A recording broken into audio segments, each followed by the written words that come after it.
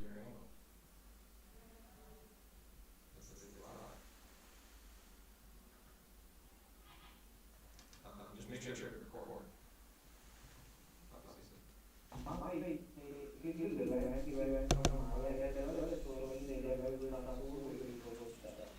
Right. So once you see the camera angle live now with Mark, you do. But he sees that on Zoom. Should I just? You should see it on the LinkedIn Live. Should I allow? Well, no, LinkedIn Live looks like this. Oh, Question is, should I start it? issue. 1 second. Is it possible to?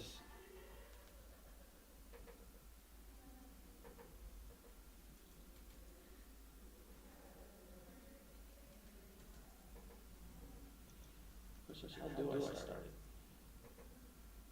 Or is it started already? Looks like it's live.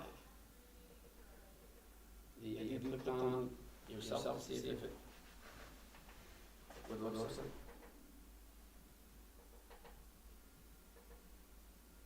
Just refresh it. If you refresh it. Have you? Yeah, just did live. Okay. On my LinkedIn. Okay, you're right. Quick, easy fix. Okay. Having issues with YouTube. Less critical. Right. But otherwise, fingers crossed, we're good here. And then, Definitely a delay there, right? but yeah, there's going to be a delay there for folks outside of the room.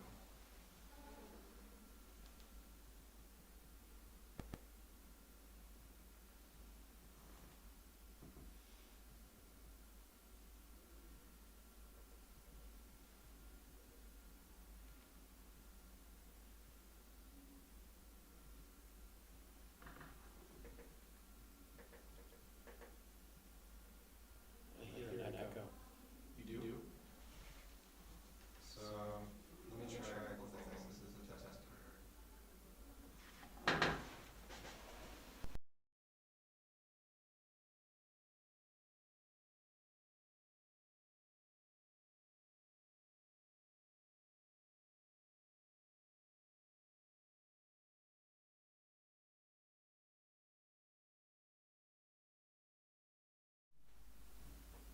Hello, hi. Testing So sound. I don't hear it. Echoes? I don't hear it here You don't hear what? on the on my if I'm logged in, I don't hear any volume. There's no audio coming through. The Zoom or the LinkedIn? To LinkedIn Live. Let me try to log in. Oh, For LinkedIn Live, do you see a different screen? Because I still see the screen, the event will start soon. No, Did you refresh it? refresh it. Let me log in.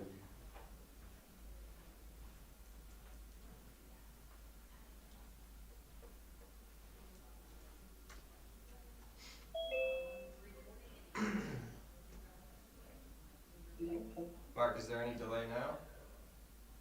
Well, I'm on the Zoom. I should do that. I should go to LinkedIn. See if there's any delay on there yet. So let me get off this.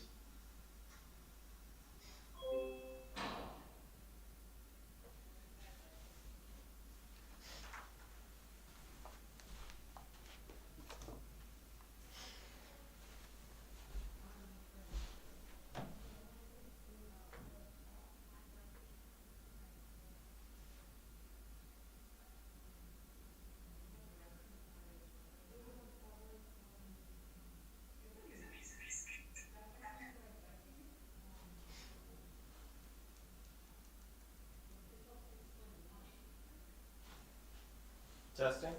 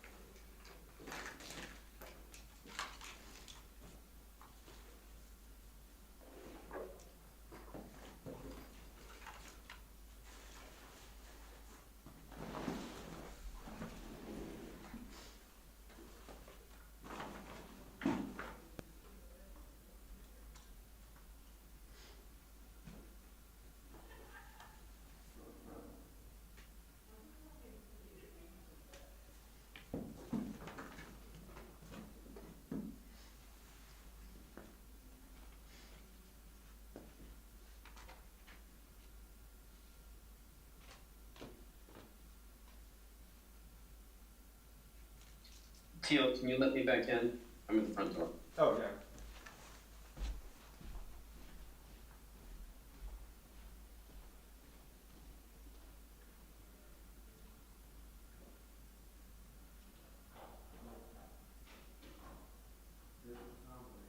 What's wrong with that delay?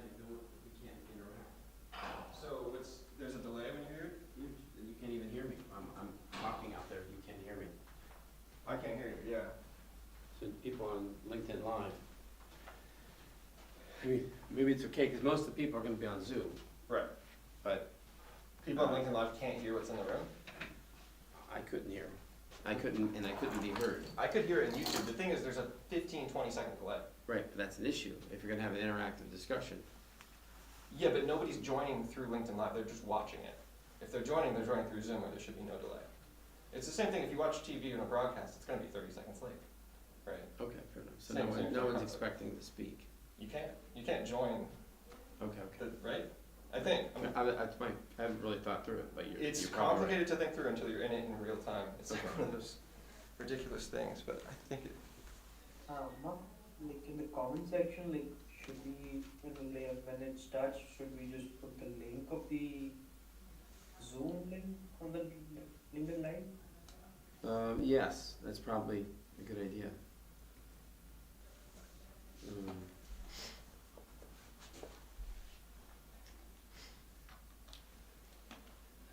That makes sense, right? If people, but, so yeah, on LinkedIn Live, we should, yes.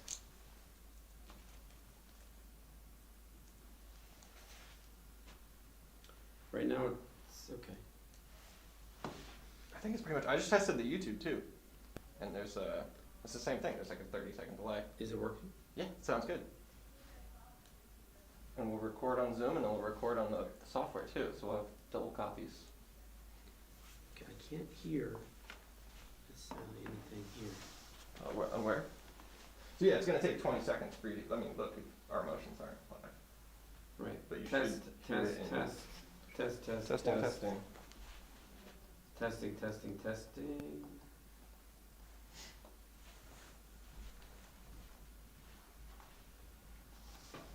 Go to LinkedIn Live.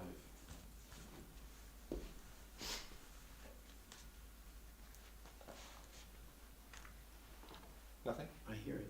You do? I can't hear it here. It's the I know audio why- settings? I know why, because I'm already on Zoom. That will do it, yeah. Mark? Yes. Still, I'm struggling with the LinkedIn one. I've refreshed it multiple times, but I still am seeing the screen, the event will start soon. I'm okay on my side. So Because far. it's, our network is one thing, but then if people have bad network too, it's gonna cause, obviously, delay there. Yeah.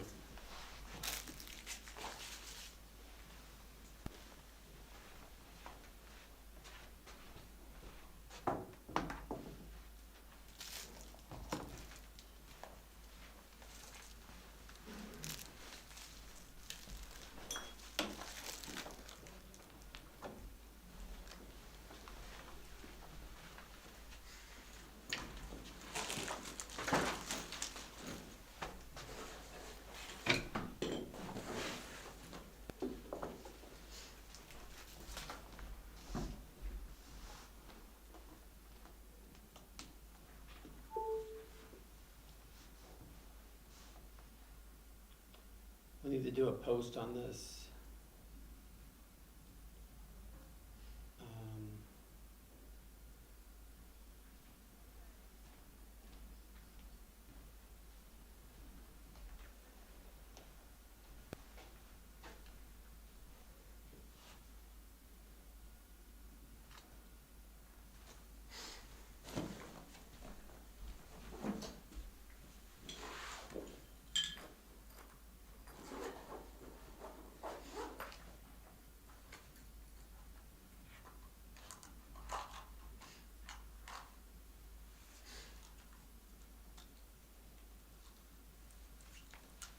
There aren't power outlets on the table, are there? Underneath. Something.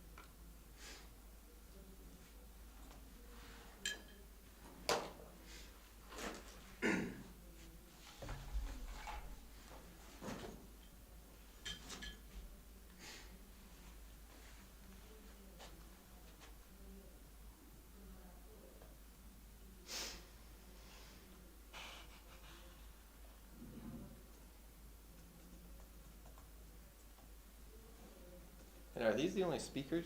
I think.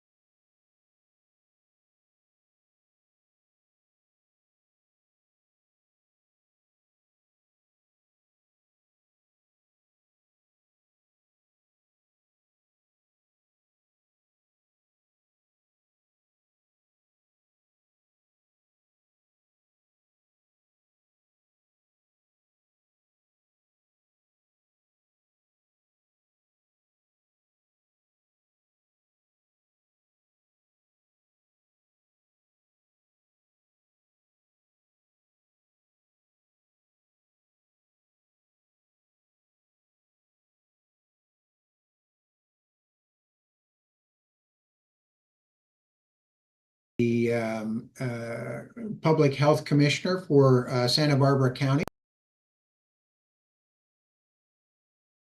Public health commissioner for the state of California. She, as profiled in the book, really pulled on the thread of the disparate infections and sequelae that came from COVID-19 infections, and really went above and beyond to she was actually the leader nationally in terms of the ideas of quarantining and social distancing and implementing processes. Since that time, she's started a consulting firm of her own. She works very closely with the current administration on things like pandemic awareness and other public health issues. So we're really excited to have her, and she's particularly bullish on the applications of AI to epidemiology, diagnostics, and clinical drug development. And then in the afternoon at lunch, we will have Eric Trump as a speaker. He's an advisor to MetaPlanet, which is, as you may know, is a Japanese crypto company, and obviously is deeply involved with World Liberty Financial, which is a decentralized finance platform, or a DeFi platform. So those are the two keynotes. In terms of on the healthcare track, in terms of the panels, we'll have a couple of two therapeutics panels, one in radiopharmaceuticals and nuclear medicine, which has been an area of real development in particular, or real progress in particular in the areas of oncology. Has also been an area of pretty active consolidation. There have been some fairly high profile M&A there. And then the second panel will be, speaking of Charity Dean, AI in drug development. We'll have 3 companies participating in that. All 3 are therapeutics companies that are deeply involved in the use of AI for process optimization, lead target optimization, and gaming out of clinical responses. So that's actually very cutting edge in as it pertains to the broader healthcare industry. And then we'll have fireside chats with companies that in the oncology and rare disease, gene and RNA editing spaces, and actually obesity obliquely. And for example, one of the fireside chats will be with a company called Nuvation Bio, NUVB, which is developing a couple of different target agents for glioma and lung cancer. Of particular interest here is that the CEO of Nuvation was the CEO and founder of Medivation, a company that went from a $70 million market cap to a $14 billion acquisition by Pfizer. That took place over the space of about 7 years. And then in addition, for example, what may be of interest is everybody is obviously aware of Ozempic and Zepbound, but and the GLP-1s and the explosion in the weight loss market.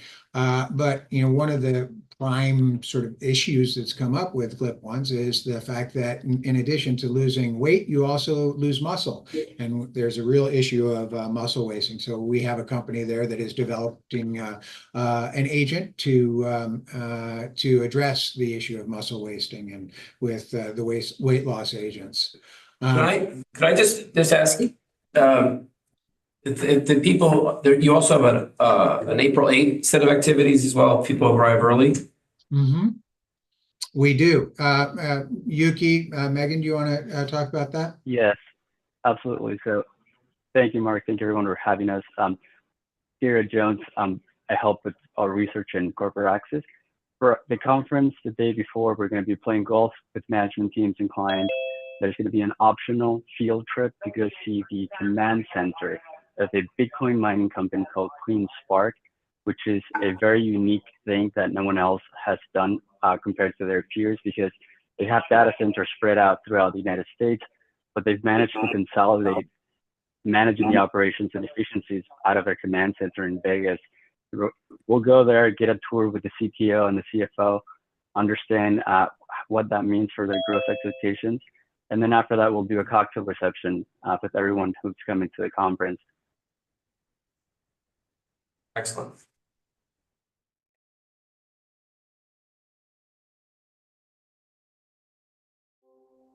Yes, I will. And you can feel free to reach out to me as well. Yes.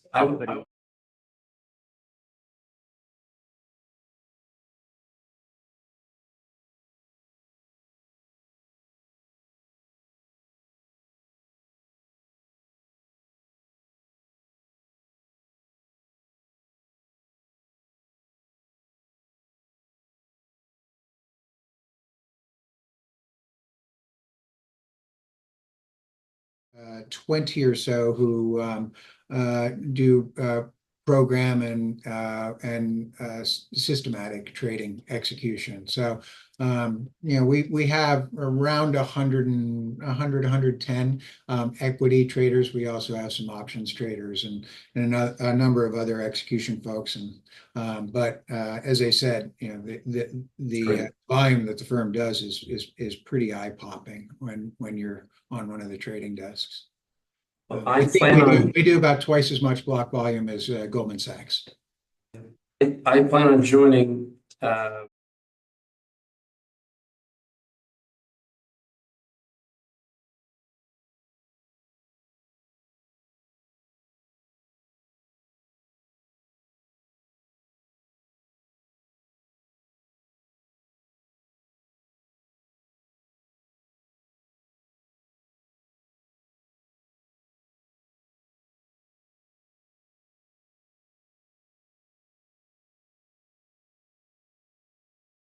And just not to give short shrift to the folks to the crypto data center side, we will be doing a panel on the Bitcoin Treasury Advantage, and there are two companies that will be on that panel.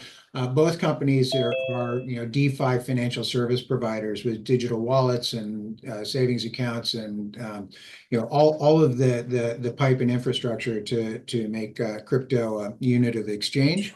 And then there are fireside chats with pure play Bitcoin mining companies like CleanSpark. There are companies like TeraWolf that are converting Bitcoin mining to AI and high performance computing applications. We have a company, Hut 8, that will be in a fireside chat that is developing next generation energy platform, and they're developing digital infrastructure and power generation. And then there's another company that is actually moving to control the entire Bitcoin mining process, from power generation to data centers to self-developed mining equipment and CO2 capture for net zero operations, and that would be BitDeer. So there's a little bit there for everybody, whether it's pure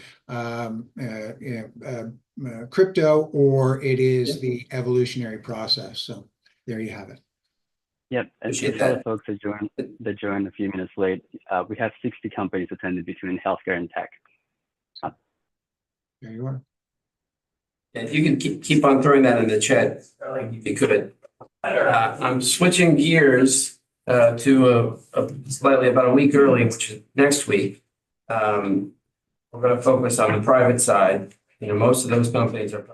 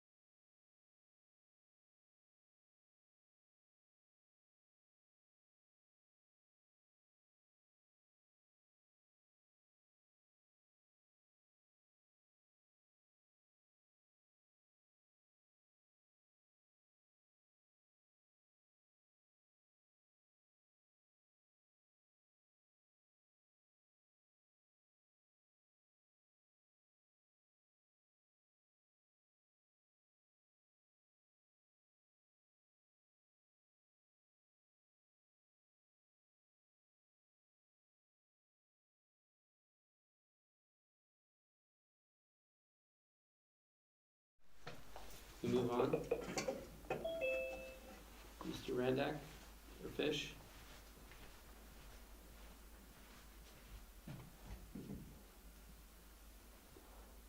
If not, Just a comment. sure. Your what's happened in the last 2 years is what you call public credit, broadly syndicated loans, et cetera, structured products, has had a lot of overlap with the very large private credit teams. A lot of the same players, and there's a lot of overlap or crossover. Not so much with the smaller stuff, but so you're kind of seeing the same players in both those places. Yep, that's fair. So let me switch gears again and talk about Riyadh.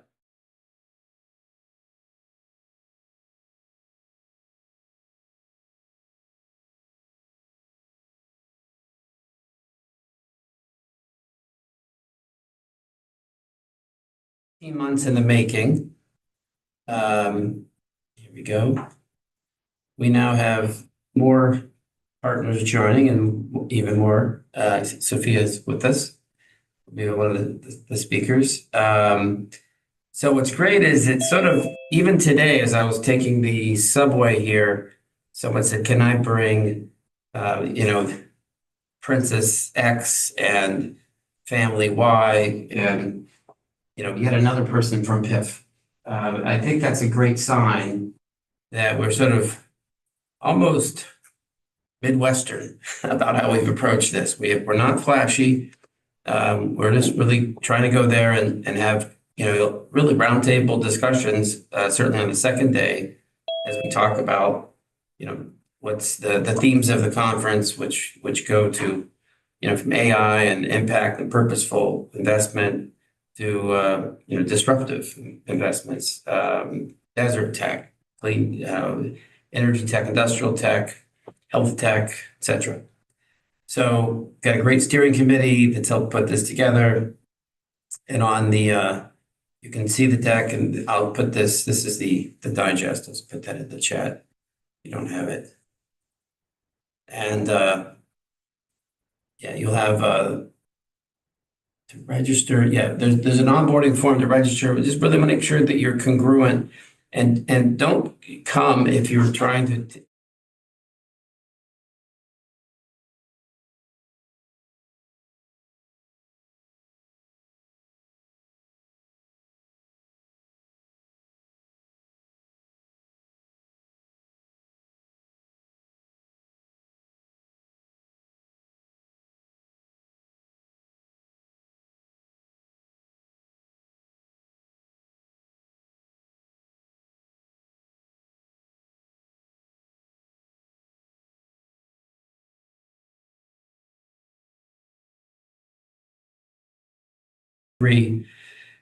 And next we'll go to Africa.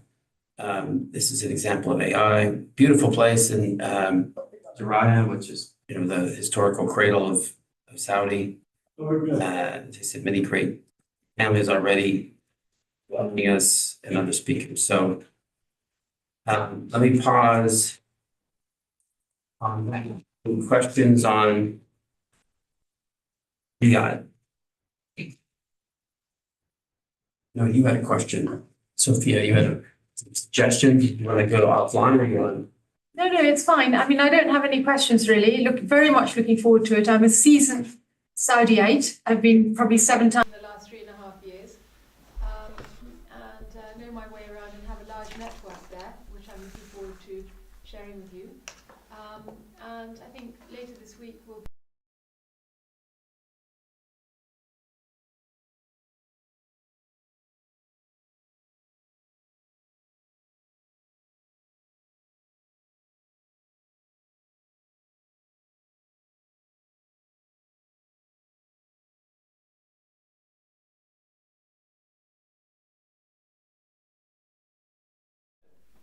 We'll figure out how to massage it into the agenda.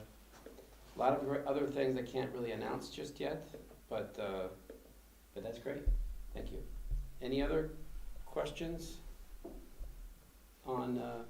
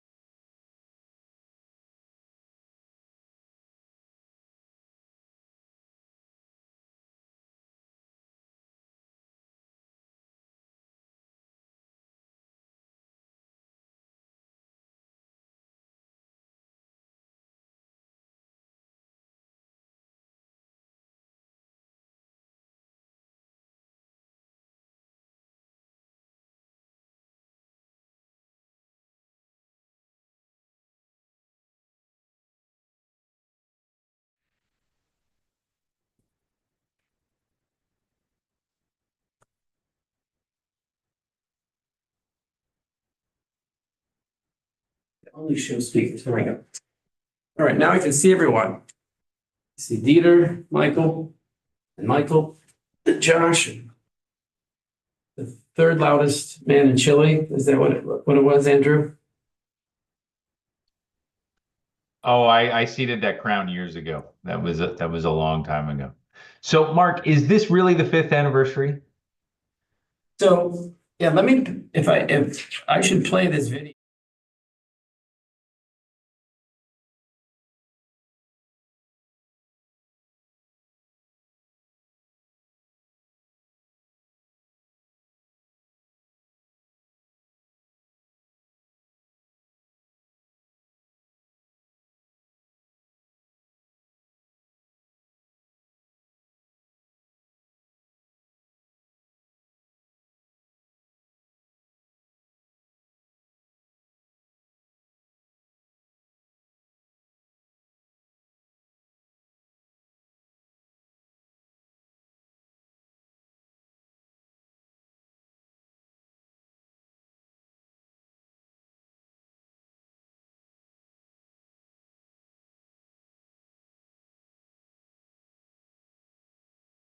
I'm older than you, Andrew. I think this is. Give me a second. I will find it. Any other questions while I'm searching for this nugget of gold? How did you find Steven? I think he found me. Actually, the family office that Access connected us, Mark was calling on Trevor Munder, who heads up Okay. the family office for Peerage Capital, and Trevor suggested we connect. And that's how we got linked. Okay, that's what it was? Yep. Okay. All right, here it is. I think I found it. So our production skills have improved since this, just to point that out.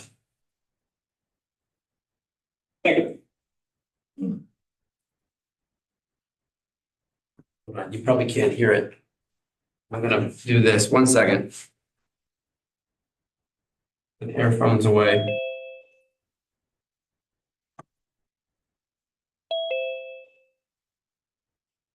Oh, hold on, sorry. Thinking my first Zoom here. Actually, we did have some production issues early on, in the early days. We had a lot of production. We're in a fog of the virus, which I think we'll all get out of at some point. We just don't know when or how or what the world looks like. Even help us understand. I mean, this was March 19th. I mean, we were in the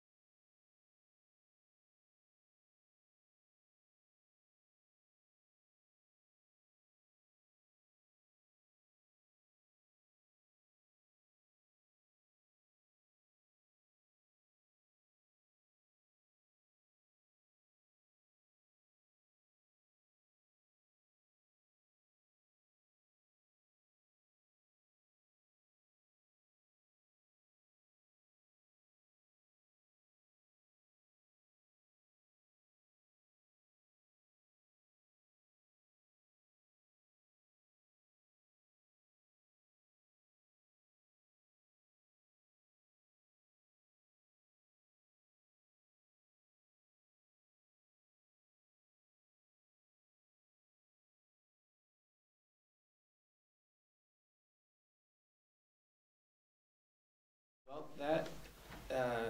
it's been good for you, whatever it is. I'll take what you're having. And the support of the community actually helped too. There was a lot of people who were very supportive along the way. Well, you've,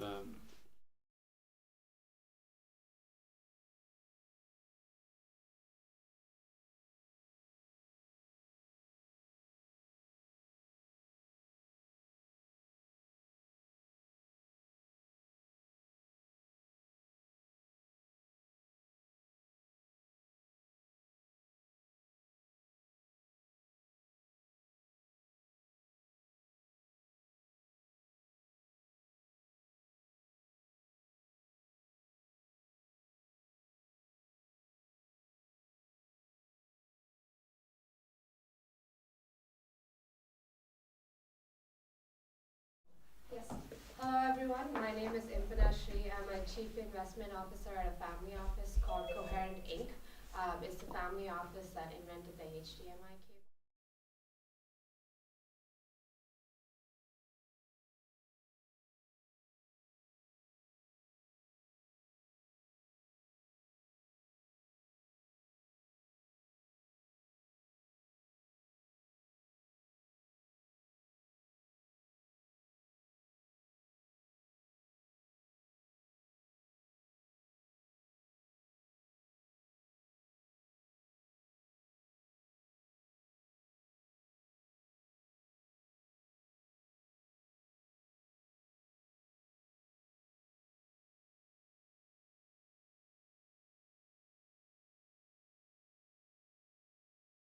HDMI and K-pop. All right. And you're going to help us in India? Yes. And you're going to help us in hopefully maybe Riyadh? Yes. Absolutely. Sophia will be there. So, Nihil, you want to introduce yourself?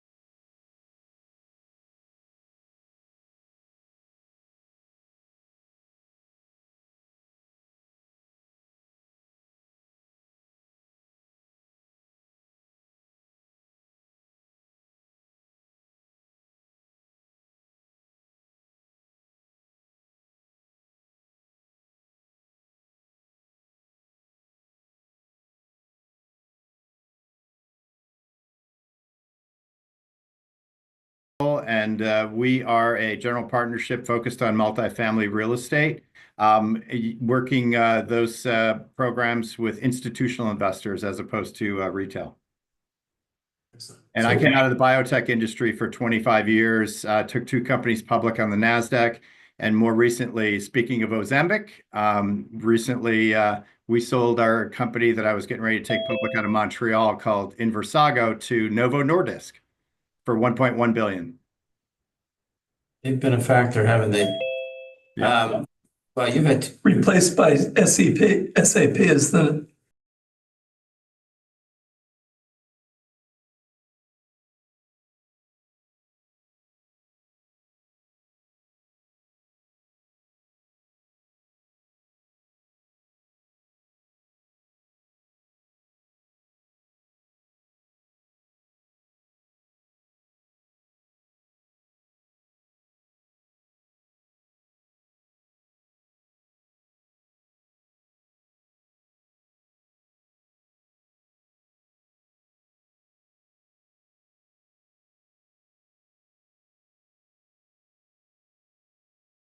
Salomon Brothers London, moved to New York, bond trader, ran rates business at Credit Suisse, and I was an allocator for 9 years, and then started my own business just over a year ago, helping managers raise capital, helping hedge funds place senior portfolio managers, and also doing some hedge fund consulting. Excellent. You're in New York? I'm in Manhattan. Yep. Come by for lunch. We're at 44th and 5th. Sure, absolutely. 529. Always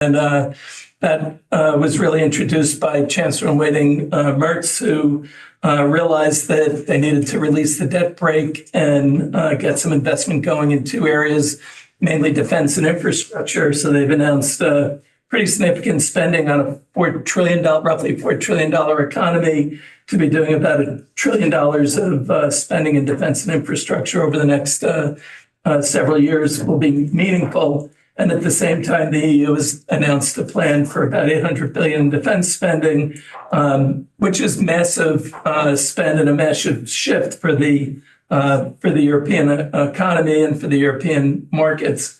However, it's easier to say that you're going to do this than it is to actually execute. And the transition away from the US, which is a big driver for this, will take some time. But I think we're at a very interesting point in time. So if you go back to September of last year at the September 24th briefing, we talked about Mario Draghi's plan for European competitiveness. And what he said was, we have to be more productive. And there's an existential challenge facing Europe. And he put out this plan, and it got kind of positive reviews, but for the content, but less positive views for its ability to get executed. And we were wondering what it was going to take to really see some action. There were several challenges presented to Europe, some cyclical, some secular. On the secular side, you have the demographic issues, you had other fiscal policy issues, the structure of the European project. All those things were kind of weighing against it. Having a monetary union without a fiscal union was problematic, as we found out. But really, productivity was one of the big challenges. And as you can see, Europe has been lagging the US in productivity for some time. I think it's gotten worse in the last couple of years since the pandemic occurred. And I would actually go back to the great financial crisis, because I think one of the big changes was the way the US recapitalized our banks, and the way Europe did the recapitalizing of theirs didn't give them what they needed to do to get pulled together. And then you had other challenges, such as the ability for mergers and acquisitions to occur from big cross-border institutions that made it a bit more of a challenge. But these were the issues that were laid out by Draghi. He had a full report. Since then, the EU has taken it to heart and has started to introduce, in January of this year, the Competitiveness Compass, which was designed to take the recommendations of Draghi and put it into an actionable plan. And as Ursula von der Leyen highlighted, this is the time. We have all the tools to do it right. Can we pull it together? And if you don't do it now, we're going to have problems, is really the key message. So their competitiveness compass really looked at 3 transformational imperatives and 5 things that needed to be done to enable the transformation to occur. It started with closing the innovation gap, that there's a lot of innovation and a lot of innovative talent in Europe, but some of the structures, regulations, and other issues were not allowing that innovation to be fully realized. The second thing was to continue along the decarbonization path that they were taking, but to do it in a way that shifts from an ideological basis to one where you're being more practical in how you apply that, and how you actually affect the climate transformation that they were trying to do without hurting the economy to the degree that it might have if you didn't have if you had a more practical approach, it would be better. And then the third area that they were focused on was reducing the excessive dependencies, meaning dependencies on Russia for energy, dependencies on foreign markets for exports, and also dependencies on countries like the US for national security, which has become a much bigger issue in the last couple of weeks, although it actually should have been a bigger issue for the last 8 years, because Trump was pretty clear on what his goals were for a long time. So those are the 3 transformational imperatives. To do that, they figured there are 5 things they need to do. One is to simplify the whole process, to make it easier to do business in the European area, to reduce the regulatory burdens, and to start to realize the scale and the benefits of really what is combined one of the most powerful economic blocs in the world, but has not been punching up to its weight because of these kind of enablers that have to be worked through. The second is to act like a single market and get the benefits of a single market instead of acting like a bunch of countries that are put together to say they're going to help each other, but not really get the benefits of the scale that you would get from what is combined the world's largest economy. It's also to figure out with the capital market system how you get, again, punched to their weight and have a structure that allows businesses to be successful, to access capital in a market that doesn't have quite the depth of capital markets that the US would have, which is why a lot of capital leaves. I think the other issues were around skills and around the labor markets. Do we have the right skills? Do we have the right quality of jobs? And do we have the right people coming in to do that? And then how do we pull it all together to get the benefits of these economies, which will take big leadership? And I think the challenges that have existed to date were really that everyone wanted to play along with the concept of a European Union, but only on their nation's terms. And now they're faced with the realities that there is an existential threat. If you didn't get it as a European leader from the first Trump administration, you might have gotten it from the attack on Ukraine, or you might have been getting it more from seeing your leading industries get eviscerated over the last couple of years as you lost your export advantage. And now how do you move forward? So I think the idea of pulling it all together, this is the time, whether Europe can do it or not, will require leadership to act differently than they have at any point in time over the last several years. And it will really depend on the leading nations pulling together with each other and then pulling together the other nations to get the benefits of the scale. So a lot needs to be done, but really the big push and the big whatever it takes moment this time was Merz pushing Germany to release the debt brake. And the fact is Germany has the fiscal space to act. As you can see, versus Italy and France, their debt to GDP is significantly lower, moving away from the views that they're going to go back into a hyperinflationary environment that's plagued them really for the last 100 years, and having a way to do it in a more balanced fashion that allows them to get the benefits of scale that their country can do. I think taking some of the financial restrictions off, particularly with Germany leading the way there, will allow the rest of Europe to act better and act more together and to take advantage of the benefits that they have. But failure to capitalize on this time, I think, will create a bigger problem for Europe if they don't pull it together. So I think this is really their time to have a make or break moment. But investors are taking renewed interest in European stocks. As you can see, they've had lower valuations for some time. For those of you who've been on the calls for the last several years, you know that I've said that the valuations are earned in part because of the mix of businesses driving the economy. The U.S. is a much heavier in tech, which would have a higher valuation. Europe was much heavier in old economy industries like industrials and finance, which were carrying lower valuations. But you have to get the growth to support that, and they weren't seeing that yet. But there is renewed interest in the short term. I don't know if it's sustainable, and I think a lot of that depends on how Europe takes advantage of this time and the gift that they have. China's been a different story, although they both were rebounding quite a bit in terms of their market.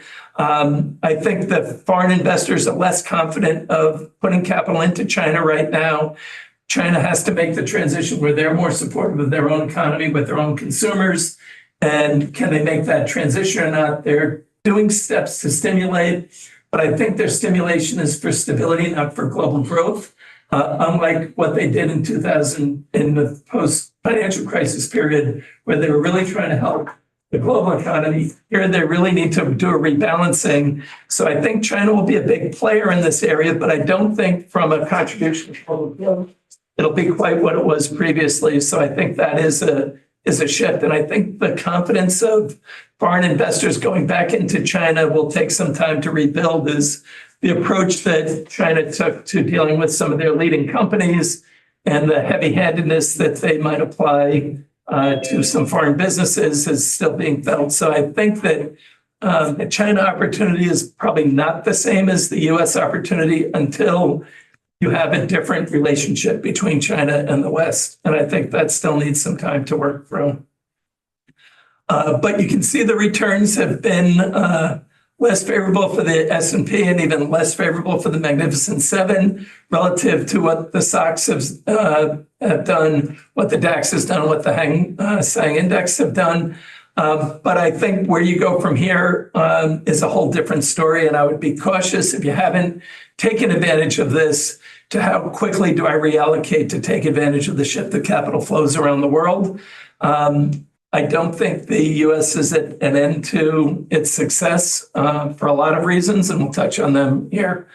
I think what came with the Trump administration has been heightened global disorder. But I think the shift that we're seeing right now in the global economy is there are alternatives to U.S. equities, both public and private, that we really haven't seen for some period of time. Europe and China are doing fiscal stimulus while the U.S. is really going through austerity, which is a complete reversal of what Europe and the U.S. were going through for most of the last decade. And I think that has some pretty important implications.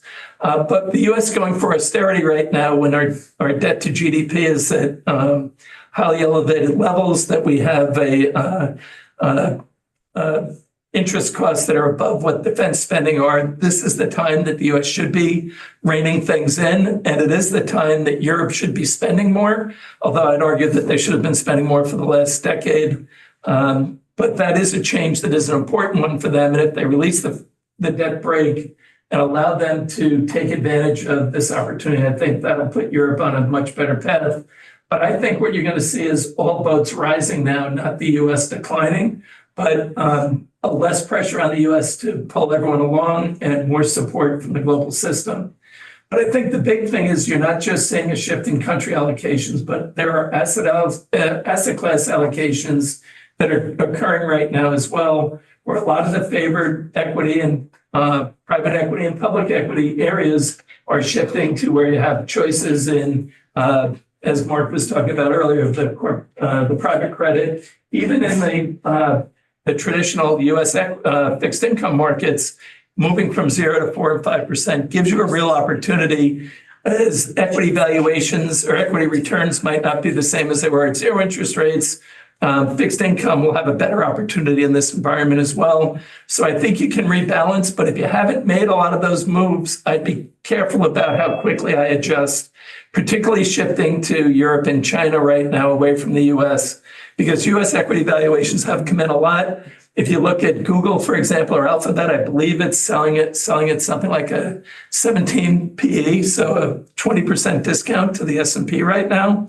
So not the overvaluation that everyone was talking about, because a lot of the froth has come out of the Magnificent Seven. I would say the last thing about how you invest in this environment is that you have the April 2nd reciprocal tariff announcements, which the president is dropping hints on how that's going to flow, and you can't really determine what's going to happen then. But I would just say that he does believe in tariffs in his heart. He thinks that the U.S. has been getting screwed for a long time, and he thinks this is the opportunity for the U.S. to, as Scott Bassett says, reorder the balance of trade and the global trading system that's been unfavorable to the U.S. However, once we do our announcements, you have to wait for the responses of other nations. Are they going to work with the U.S. or not? And I think they're going to have a hard time working with the U.S. because I believe that a big part of the tariff initiative is to help support the tax policies of the new administration, where he needs other revenues to offset, to provide the offset to the tax, lowering of taxes and the tax cuts, particularly if he can't get Congress to say that the $4 trillion of the old tax cuts is not new taxes, it's a continuation of existing policies. So for us, I would say that this is a different world. You have more choices than you did before. But for those who think the U.S. period of outperformance is done, I would say be careful with that. I think there are a lot of reasons the U.S. Has to adopt. I think can't discount what having a different view of fiscal austerity means for the U.S. I think you can't discount what DOGE means for the U.S. in terms of getting our financial house in order. Not that it's going to change the world, but incrementally you can make changes. I think that the idea of big spending out of Europe, you have to be careful about their increase in defense spending. Goldman Sachs thinks it might be around 100 billion a year for the next several years, so maybe 0.5% of GDP. That's not a game changer for them, particularly when their GDP projections are around 1 to 1.5%. But it is a positive shift, and will push things forward in a much better way.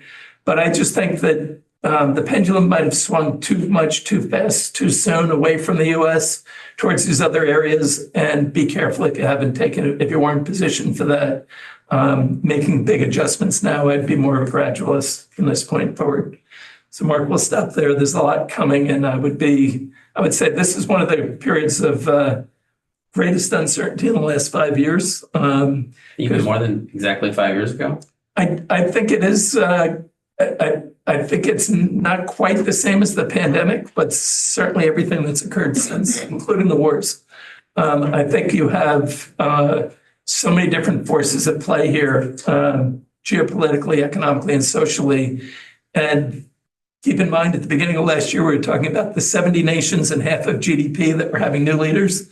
Mm-hmm. And how many of those new leaders will be replaced in the next year could be a scene that you're seeing that we might not have gotten through all the political turmoil. So I think there's more to come. And I think in those periods, the U.S. tends to continue to do well as a safe haven. And I don't think the safe haven trade's gone away.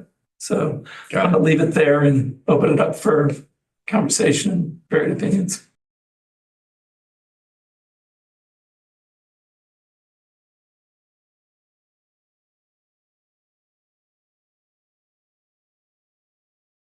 To the valuations that you showed with Asia and Europe, what do you think about potentially the weaker dollar, which exasperates the US valuations as being less expensive than they were, while Europe becomes more expensive? And so going forward, after this tight 3-month window, the money flows back into the US. I think that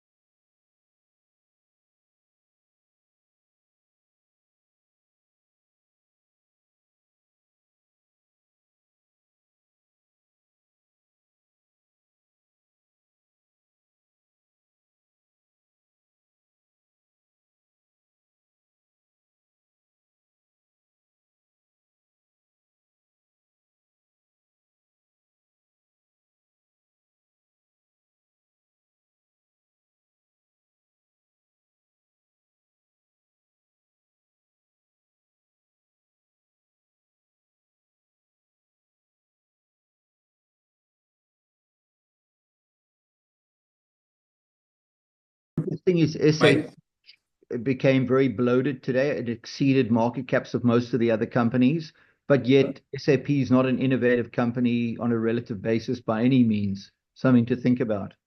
I think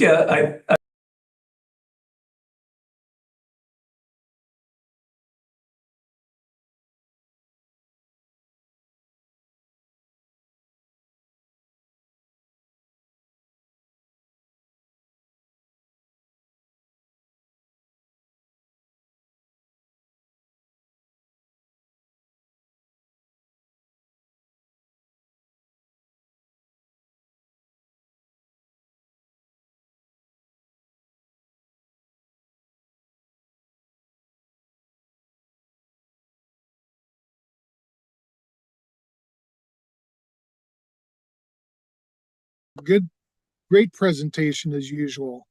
To the last point on your last slide about tariffs, the Trump administration faces a similar issue with tariffs and the use of tariffs as previous administrations have faced with the use of sanctions. They only work so far as a policy tool.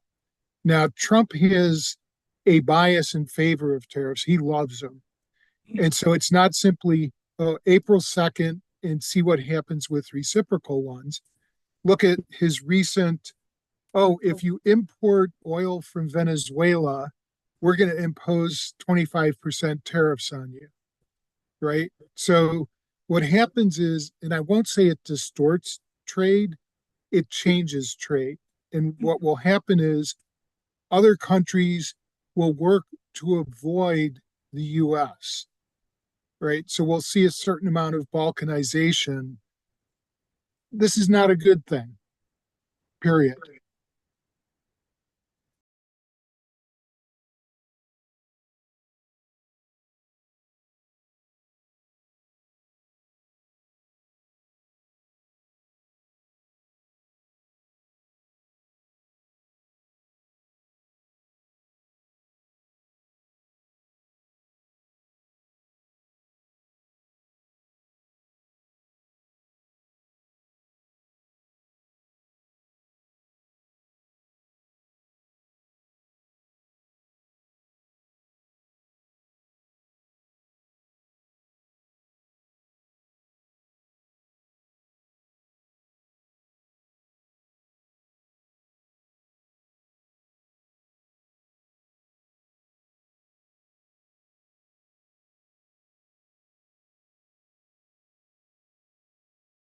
Good morning, Stephen. Great presentation. Thank you.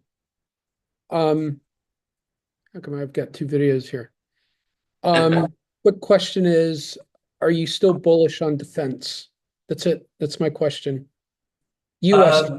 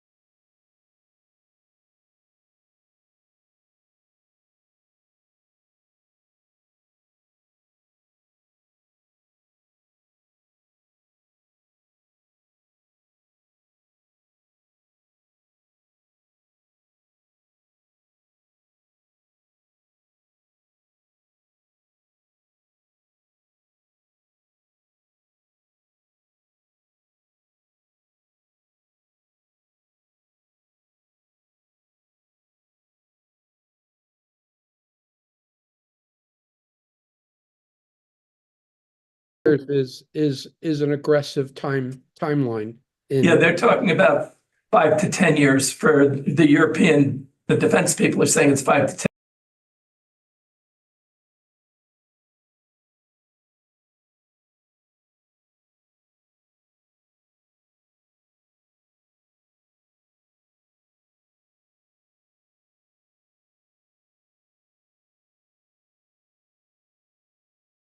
Will be political will to spend that money.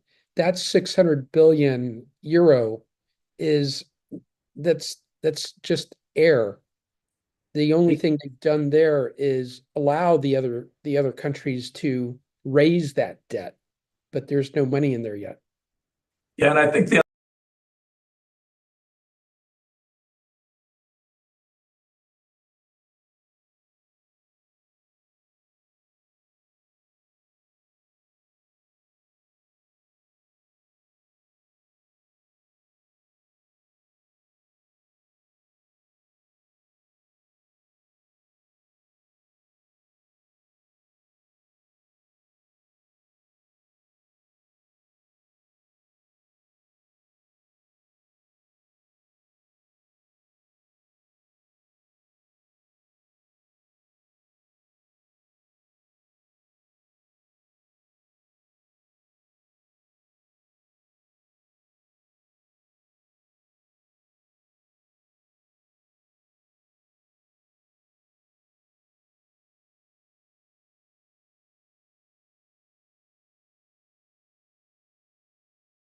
manufacturer of weapons as well.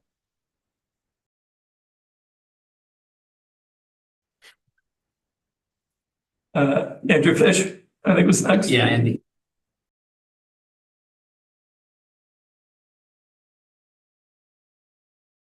Back to Europe and your competitiveness chart.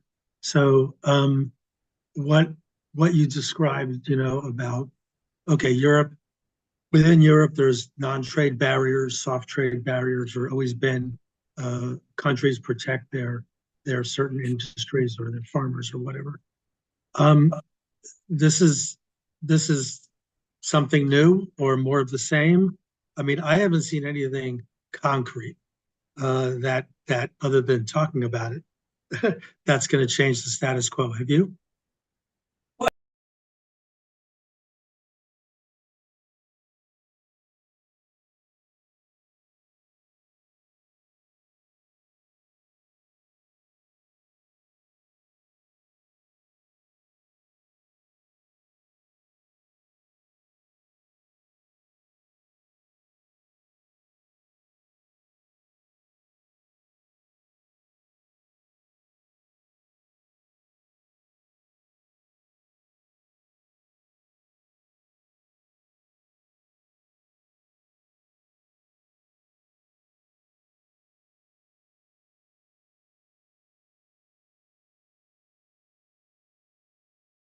They have, but that's as a whole.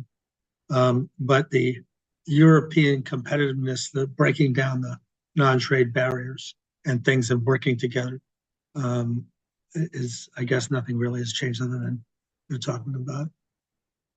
I do think what's changed though is that they really understand that, or truly believe for the first time that they can't count on the U.S.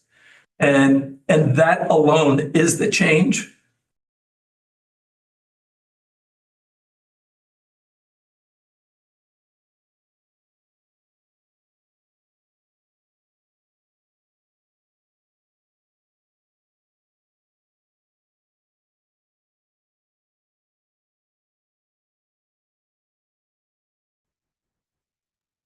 Yes.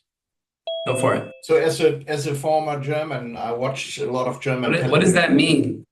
That I'm American citizen. I have no German citizen anymore. Okay, well, you're still German. Okay, keep going. When the World Cup's going on.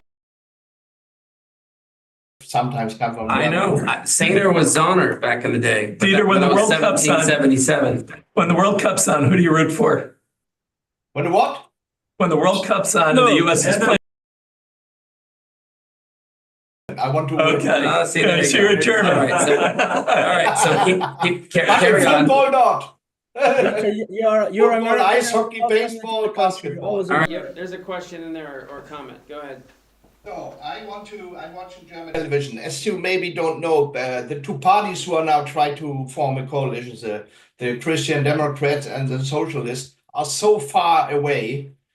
And this will be not a stable government for the next 4 years. They're so far away. And I don't think that there will happening anything soon. To build a factory in Germany now or in Europe takes forever. So it's crazy. The green parties are getting in, and now we have left-wing parties all over. Every country in Europe has different governments. Some are moving more to the right, the other going back to socialist. This will take forever. Important is to get the message from the CEOs of the leading manufacturing and big companies in Europe. And they don't think that there will be any mess up with the Americans. Even they are planning to build big factories over here. It's not only the automotive industry, it's a chemical industry. Everybody is moving and saying. So I don't see it so worse, but a lot of people looking in the press, the battle governments are doing this. But in terms of business, we see a lot of interesting business, even family office moving money to the US and vice versa.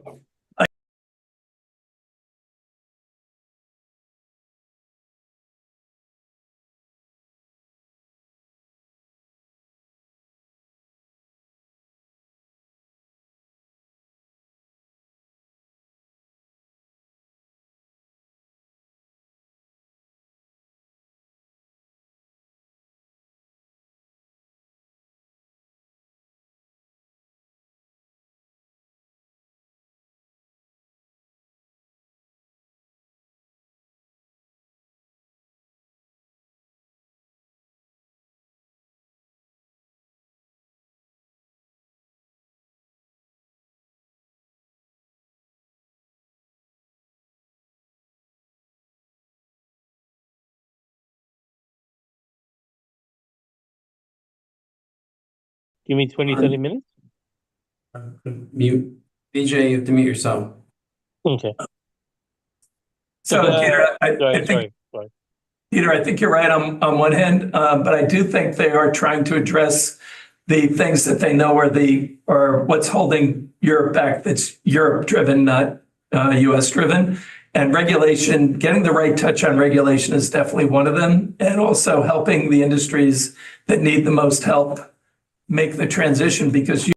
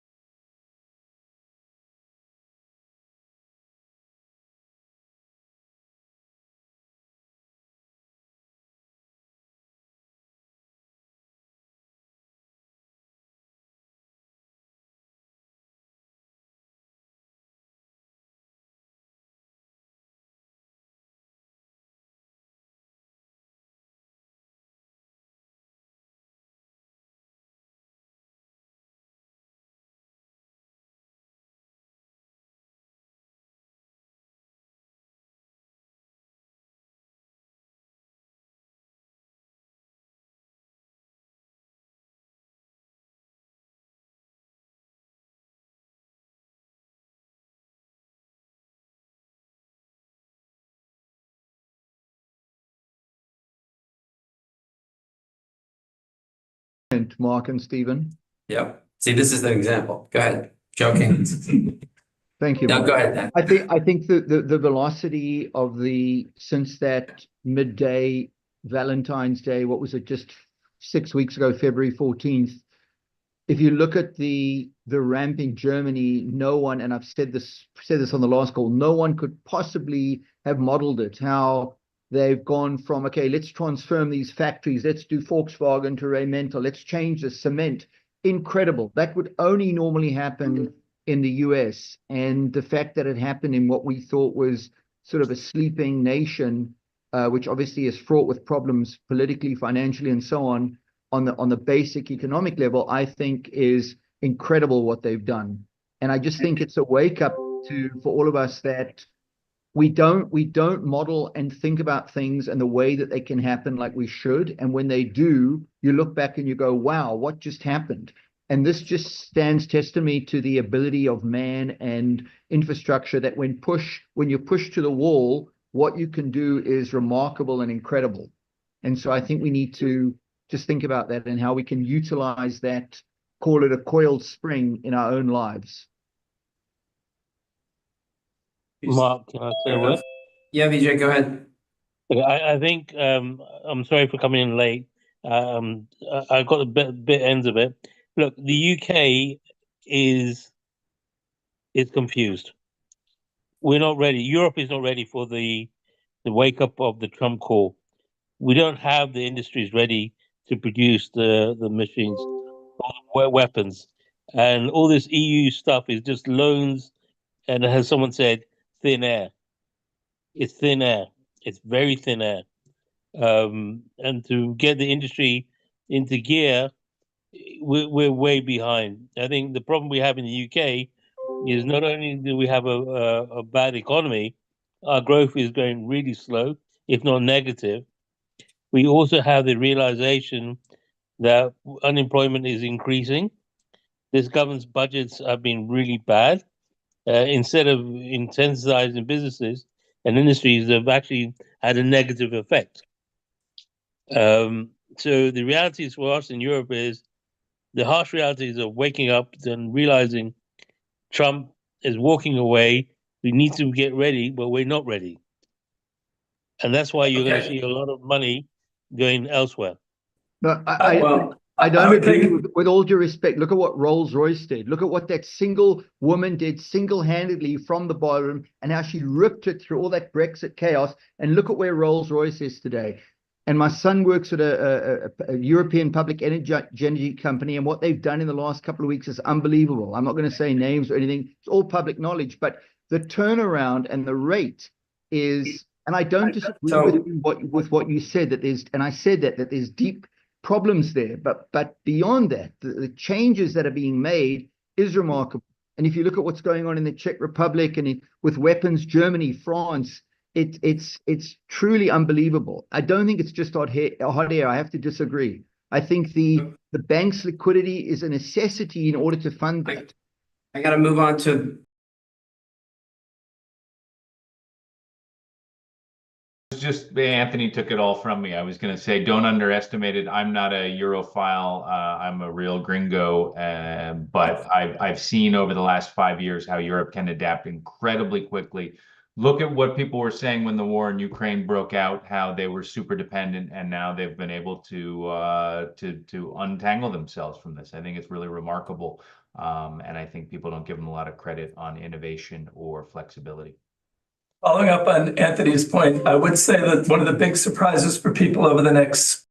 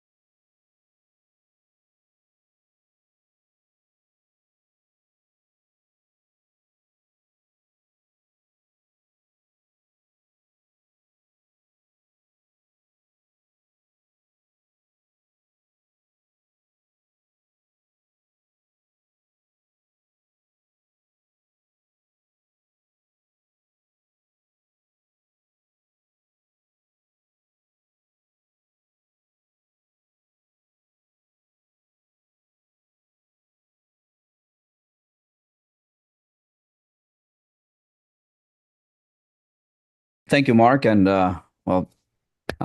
good to see everyone here.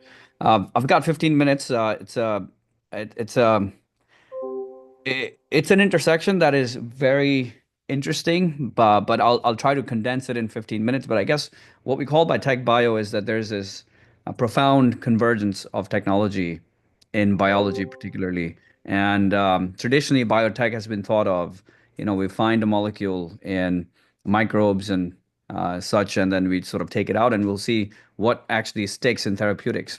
Ultimately, what has happened over the last 2 decades with certain technologies coming together, and now with AI, biology itself is turning into technology, and it's turning into an engineering discipline. And so I want to walk you through a few things I have. And so, Mark, I hope you don't mind, I'll share some screen. Go for it. I'll walk through a little bit. I think hopefully I'll give you a flavor of what's actually happening. It's not just AI, it's not just technology, but I think there's an entire sort of paradigm shift on how we even think about what human disease actually is. And so let me share my screen here, and let's quickly go through this.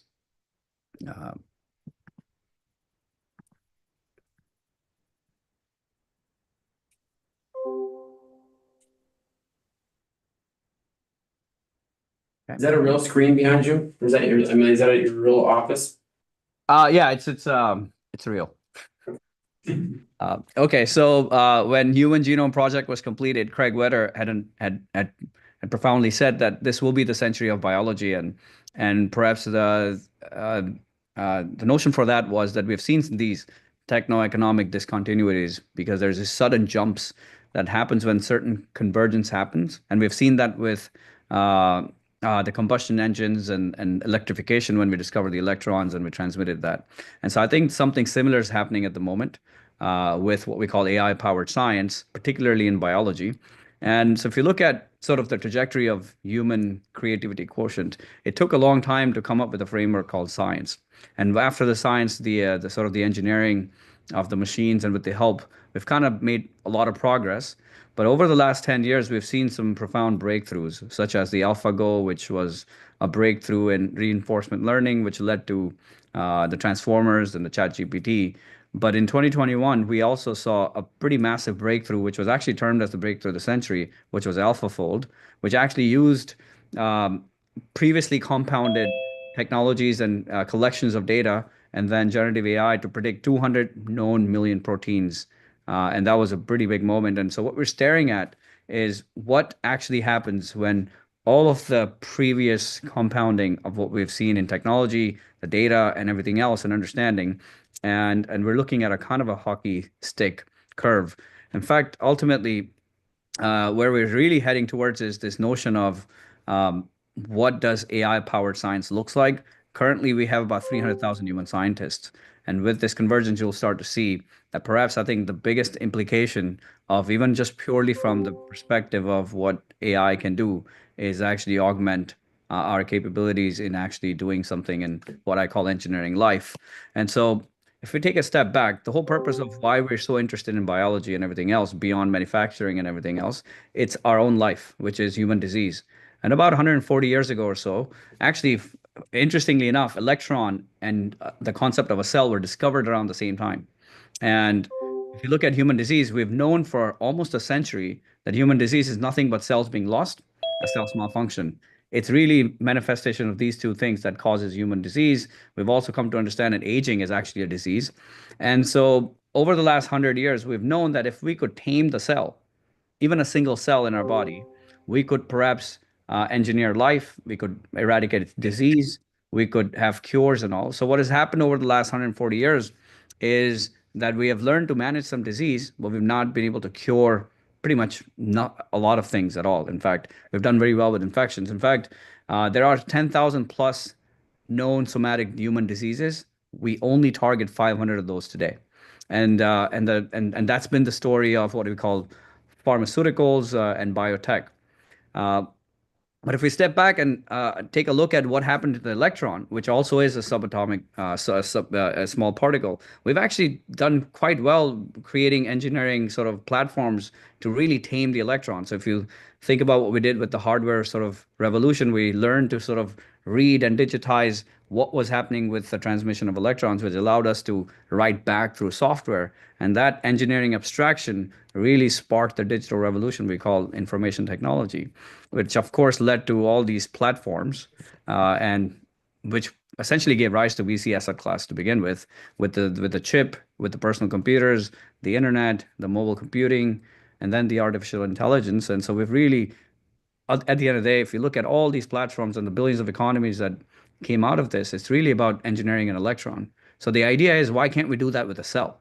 If we could do that, we could engineer life, disease, and everything else. And so the first big step towards that was actually in late 1960s, where we figured out that in a human cell, there is something called an information flow, and that was known as the central dogma of life. What eventually happened is, in a cell, we have DNA that makes the RNA, RNA makes the protein, and that protein then functions everything about life. I just blinked, that process just happened. But what has happened over the last 2 decades is that we've actually digitized this entire stack, what I call a biostack. And that has been sort of the missing piece for a long period of time on how to actually start to interrogate this entire information flow digitally. Um, in fact, we started this century with a very big milestone. We finished Human Genome Project.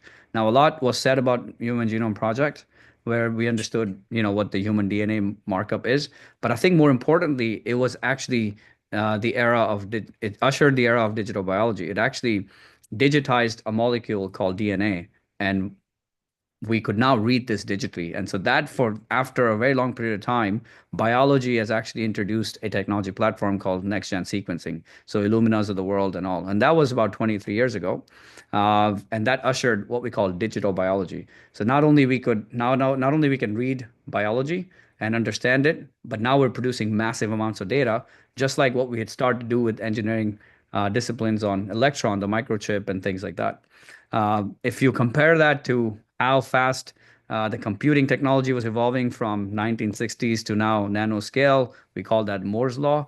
Perhaps even faster is this idea of digital biology, where how fast and cheaper we can actually read into this biostack, the genome and everything else. So in fact, we've gone from $3 billion 20 years ago to $300 before COVID. And now the cost of human DNA sequencing is now dropped to 100. And in about next year and a half, 2 years, it might come down to $30. So that arguably could be the fastest learning curve and may amount to largest price decline in the history. So this actually sets up a big base for how do you turn this entire discipline into an engineering discipline. So now, over the last 6 years, we've also started to see an emergence of truly biology becoming the technology, meaning how to engineer the cell. We call this cellular reprogramming. And if you look at the Nobel Prizes given over the last 6 years, just 5, 6 years, Jennifer Doudna received a Nobel Prize for CRISPR. We can now go into the cell, we can edit the DNA and eradicate the disease. So in December 2023, we saw that sickle cell, which had no cure, CRISPR can go in and just edit the disease out like a digital circuit. And that was quite profound. And we've now seen this now in human. Jim Allison, who's pioneered immunotherapy, in his Nobel Prize in 2018 said, instead of taking drugs, we should be just able to give patients their own cells that can fight cancer. Immunotherapy was that. And we just, the micro mRNA Nobel Prize. So we're starting to see this convergence happen, where we're now starting to take a look at how do we actually start to engineer the cell. Finally, if I give you a big picture of what's happened is there's something called a biostack, just like a technology stack. And that stack starts from DNA to RNA to protein to cells to tissues to organ and the organism, which we call health. At each of this stack, we can now read and write. Just like if you think about the 3 R's of the technology, read, write, reprogram, we actually have fundamental breakthroughs over the last 20 years that now we can read and write. So if I just quickly walk you through on the DNA level, you may have heard of sequencing technology, which reads what's in there digitally, but we can write through CRISPR and gene therapy. If you look at the RNA stack, which is where 80% of diseases manifest, we can now read that through RNA sequencing. These are public companies, by the way. We can write back onto the stack. So during COVID, mRNA vaccine shot was a right technology. We could target that layer. In fact, that opens up 79% of undruggable targets because we can write to it directly. Proteins, we can read it through protein sequencing. It is fundamentally the function of life. We can design new proteins through AI that nature hasn't even seen. On the cell level, we have imaging technology that we can look at the state of the cell, and we can start to address why certain cells shift. We have cell therapies to write onto the cell, tissues. At the sort of organ level, we have in silico model designs. We can actually create digital twins of the organs. But also to write back, we have stem cells that we can start to do regenerative medicine. And on the organism level, we call this personalized and precision medicine. And so we've now sort of seen the breakthroughs. And just like any breakthrough, this is where the big inflection point starts to happen. Now, artificial intelligence is a big component to a lot of that. As we know, it's an irreversible and inevitable trend. It has been adopted faster than the computers and internet now at this point. The developers of neural networks won a Nobel Prize last year. For the first time in physics, a software system got a Nobel Prize. But more importantly, at the same time, the second Nobel Prize was given in chemistry to AlphaFold that predicted 200 million known proteins. This was termed as the most important achievement of AI because just to give you the sense of the scale here, before AlphaFold, humanity only knew 200,000 structures of protein. And within a year or so, it predicted 200 million. Just the amount of inflection point that has. A Google CEO tweeted, I think last year, that 2 million people are now using AlphaFold. That number is just insane. So finally, one last thing I want to leave you with is that if you think about this biostack, what has happened is we digitized this entire stack, and what really comes out are these digital sequences. Just like our text, just like our images, these are sequences that we can interrogate. And turns out we have a tool called generative AI that just works very well on sequences. And because of that, we've started to see synthetic biology. We're starting to do early disease detection through AI, novel diagnostic and prognostics. And really what we're talking about is the sequences of life that we can engineer and not only look at disease cures, but also it has profound implications to this, what I call a $3 trillion market space, from digital health, AI-driven medicine, multi-omics, personalized medicine, synthetic biology, cell and gene therapy. it is a huge market space. And in fact, if I was to actually just give you what really is the convergence of this market, it is AI, sequencing, and cellular reprogramming. And it currently, as it exists today, there is a market already. Precision therapies, 25% of all the FDA-approved drugs now are classified as personalized or precision medicine. Multi-omics technology, by 2030, 100% of all drugs will be developed using some sort of digital biology. It is the same moment where software companies stopped producing CDs and sort of started to make SaaS products. Programmable biology, today it's a $30 billion revenue stream. This is the mRNA and sort of gene therapies and all, but it actually unlocks 79% of diseases that we couldn't touch before. Huge inflection moment. And AI in healthcare and medicine. I just want to leave you with one stat here. The third reason anyone dies in the United States, number third or fourth, depending on what survey you look at, is medical errors. And the medical error is not just physicians, but it's the entire systemic things. There are low-hanging fruits, which is reflected, by the way, in that FDA over the last 2.5, 3 years have now approved 1,000+ AI algorithms. And that's the current state of where we are. Finally, Biden government had signed an executive order, I think a year and a half ago or 2 years ago, called bioeconomy. And they recognized that what the implication of this biostack I'm talking about, from digitization and AI and reprogramming of the cellular state, has actually consumerization that is growing at 8% CAGR. By the way, I think Ozempic is that story. Ozempic is absolutely a consumer story. There is a $1 trillion market space where it has actually started to create manufacturing efficiencies. We have seen companies that are taking low-grade brines of lithium and turning it into high-grade using enzymes found in human bodies using our AI. We've seen companies that are using clothing dyes that are more efficient and more environmentally friendly, that is produced through perturbing the bacteria, just like we had figured out 40 years ago to do that to produce insulin. So there's a bioeconomy at play. And finally, some of these platform technologies and engineering actually are finding market adoption because there's a patent cliff in big pharma.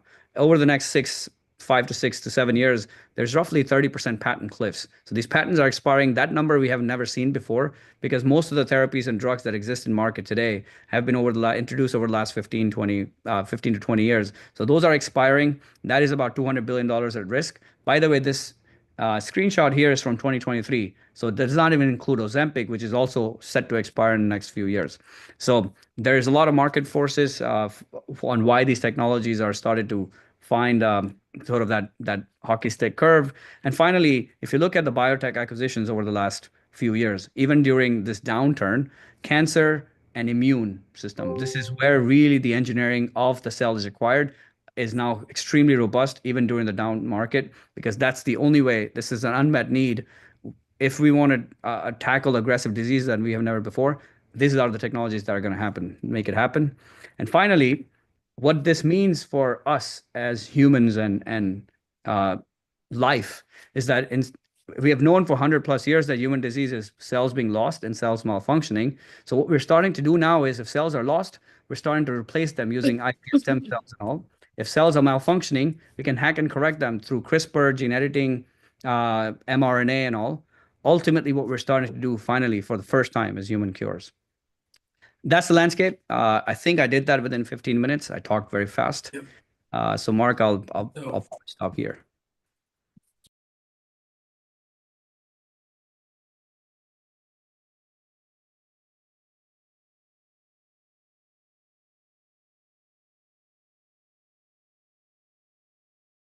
One of the biggest challenges of our lifetime is that we cannot cross blood-brain barrier, the CNS disease, which is, massive. And turns out that a lot of the CNS diseases, neurological, Alzheimer's and a bunch of other things, it's because there's a particular gene missing. So if we could deliver that particular gene into that affected areas of the cell, we could not only reverse the disease, but maybe cure the disease. And turns out we have technology called gene therapy, and we're not able to go in there. And so we're backing a company that actually delivers that into the brain, that unlocks this entire space, is something that is absolutely a convergence of sequencing, the genomics understanding using AI and all of that, right? So that's one area. The second is early disease detection. 1 out of 2 women in their lifetime in the United States will be diagnosed with cancer. 1 out of 3 men will be diagnosed with cancer in their lifetime. Where the burden lies is that these cancers are not caught early enough. There are technologies now using the same convergence of 3 stack I told you, where we can just draw the blood and you can actually start to look at what is floating in the blood, because every cell dies and it disintegrates in the blood. Same thing with if there's a cancer growth, it may not be detected by MRI yet, imaging or felt or any of that symptoms. However, it's floating and the signals are floating in the blood. We're starting to find them through AI. There's a company called Grail, but that was an early sort of technology. Now we are starting to see methylation patterns on that. So early adoption, early cancer detection through commodity tools like blood is starting to find a huge importance. So I think that's one area. And lastly, I would say that it's if we're targeting certain diseases and engineering life, it's the same moment as iPhone couldn't have come about if we didn't design new hardware. So for example, new touchscreen concept or new software. It's the same thing as if we have existing proteins that we know and we keep trying to retarget those. De novo protein design is an entirely AI field where AI is helping us design proteins that we have never seen before. And so it's the same thing as how do we actually start to do first principle design. So that's one other area. Just so I appreciate that. Yeah. No, I'm excited.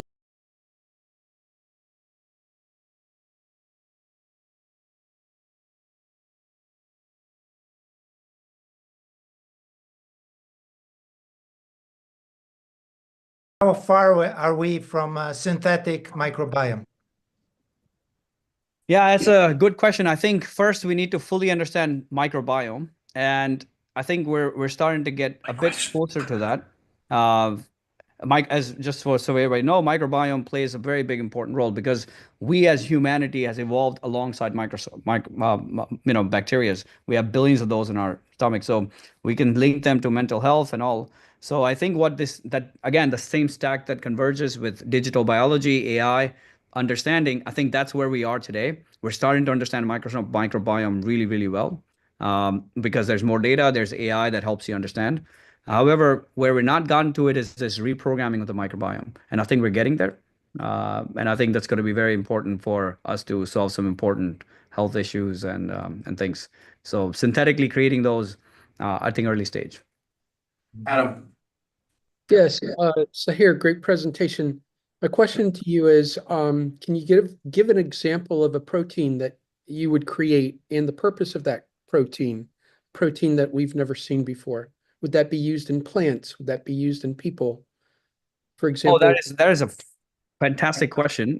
In fact, if you want to look at, there's a company called Aether Bio, AETHR. They're doing exactly that. So away from biology, what are some of these proteins and ultimately that turn into enzymes we can use to make some manufacturing process efficient? So one of the things they're tackling is PFS in the water. We have known that we cannot remove it completely entirely from the water, but with that de novo design protein that nature hasn't seen, we could actually tackle that. I think the example I was giving was the lithium, a low grade to high grade. It's a similar vein, but on a therapeutic side, we can actually design new protein that what is the real need today in the moment? If you asked me, what is the need for new protein design that nature hasn't been seen? It turns out in the world today, there's something called antibiotics crisis, which some of you probably know about, right? And what has happened? What's happened is the antibiotics that were discovered 100 years ago now are resistant in our bodies, right? The bodies have evolved. And we don't see that problem in first world, but you go to sort of developing countries where they don't have the next treatment, next pill concept, people are dying. And so there are companies, in fact, there's one company I've invested personally from the fund, is they're pinging this AI system that says, okay, well, we want this protein to do exactly what this previous protein did, but make it the same efficacy, don't violate the patents, but also resistant to the body, and out comes protein design.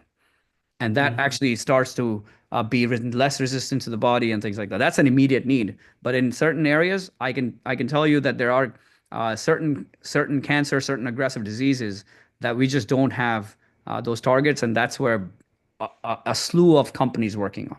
Hope that answers the question. Thank you, Sahir. Thanks. Samir?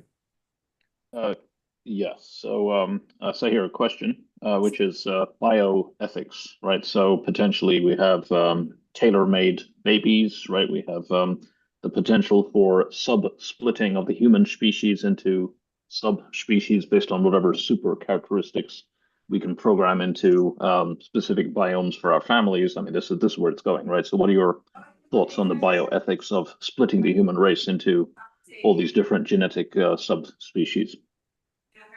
I mean, I think the designer baby was a big concern. And I think historically, when that happened, was the first time ever a gene editing conference happened. That was 2017. And a Chinese scientist came and said, look, I just tried to edit the embryo.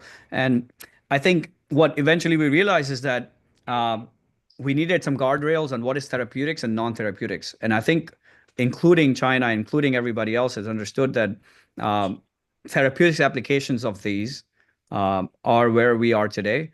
I think at a complete embryo level, we're still far away, but I think we will.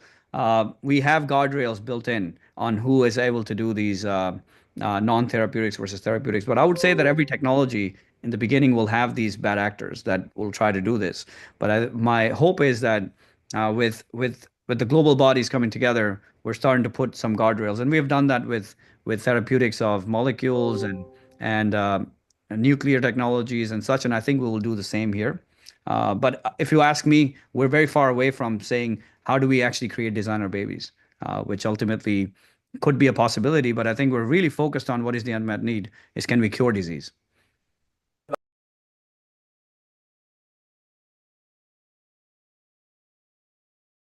Great to hear. Amazing presentation. The stats on women in cancer really has my attention. I guess my question is both personal and from an investment standpoint. I'm curious on the rising number of women in the USA who take Ozempic, not just for weight loss, but as a lifestyle. So they're not on it for just a few months or a year, they're on it for several years.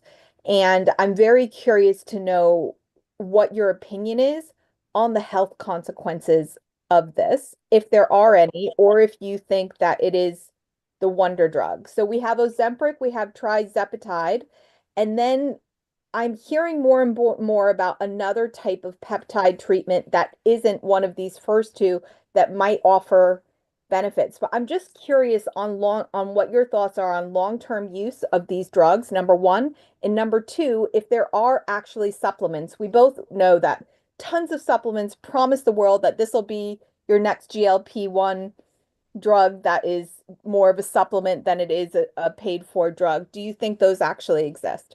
Yeah, that's a good question. So I mentioned briefly, I didn't have the chance to double click on it. There's a consumerization of health that we haven't seen before. This idea of Ozempics, typically without the social media, without the proliferation of information, would have not become a social phenomenon. That is absolutely true. Because GLPs and the receptors of the protein, we've known that for a while. It's just that it was noticed that there was this weight loss and it was picked up by really celebrities and became a cultural phenomenon. But that is the era we're now starting to be in. Now, the question you're asking is, what are the long-term consequences of these? I also think, based on the digitization of biology, the feedback loop on understanding what the consequences are also shortened now. Because we can start to sequence folks, we can start to clinical trials actually has embedded digital biologies. We're starting to actually have what we call real world evidence. Typically what happened was previously for a few decades, you had conducted clinical trials and then you put out a drug. And it took about 10, 15, 20 years to really understand what happened. We're living in a different time period now, particularly since COVID, that the cost of sequencing, the AI, and just proliferation of people putting out information is very different. So I think the window is shorter. And Ozempic it's a wonder drug in many ways because not only it taps into the receptor that sits in the pancreas, but also in the brain. And that's why it signals that you shouldn't eat and things. So there's a biological basis, but where I think the lifestyle impact, I think we're starting to learn that very quickly. So all I'm saying is that the time periods have shortened. So I think we will not have to wait too long. So real world evidence is an entire field, by the way. A bunch of people are innovating in that. The second part, the peptides and supplements. Yes, I think that era is also a bit different now because everyone has now access to the digital biology, so we can interrogate them better. supplements is not what I keep an eye out. I am mostly concerned with what can we go through regulatory bodies, which affects the engineering of the life in a more clinical setting. But I do think supplements have always played a role. I mean, for centuries, we survived on some of those things. So extracted from the plants and all. But I guess I don't have a more concrete answer on what supplements industry has. But I would say that it's part of consumerization of health.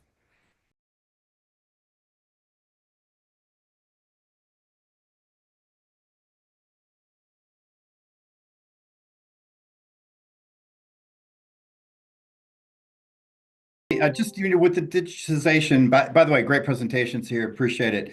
With the digitization of biology, do you think this will help with, in particular, like how we downregulate or block receptors in a more variable way that either A, brings safety or helps us understand, more importantly, the intracellular activity of blocking that particular receptor or downregulating that receptor that maybe we don't understand today? That's a fantastic question. I think where ultimately we're heading towards is the idea of a virtual cell. It's the same concept of what we're digitizing. The stack is ultimately the whole purpose of digitizing the stack is so that we can actually understand how to create a virtual cell. So if you can do a virtual cell, you can then start to create a simulation of what we call systems biology, because we are a state machine, if I were to be very technical. And so so we don't fully understand all the pathways and all of that, but we're starting to go towards it. So the whole idea of digitization is just like we created engineering stacks on electrons, right? So first we had to create the silicon wafer, then we created the transistor gates, then we had the microchip, then we had the computers. And I think that's kind of what we're going towards. Ultimately, the goal is how do we actually engineer life? And I think we're kind of at the early stages of how do we edit the genome to eradicate a disease? Well, we're now trying to understand the cell better. That's what the stack is going to do. Once we do that, we should be able to then start engineering the cell, hence start to do it at a systemic level. So the questions about the downregulation and upregulations and pathways, this is really where it becomes a proper biology becomes a proper engineering field. Great, thank you. So I wanted to switch gears. Another source of innovation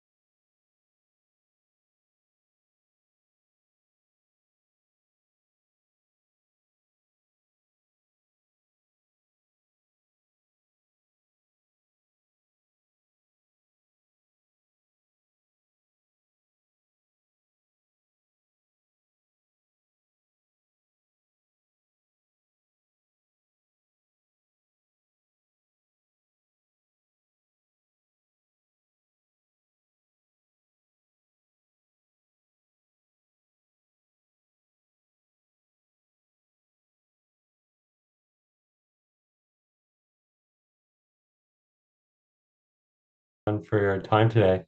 I'll share my screen.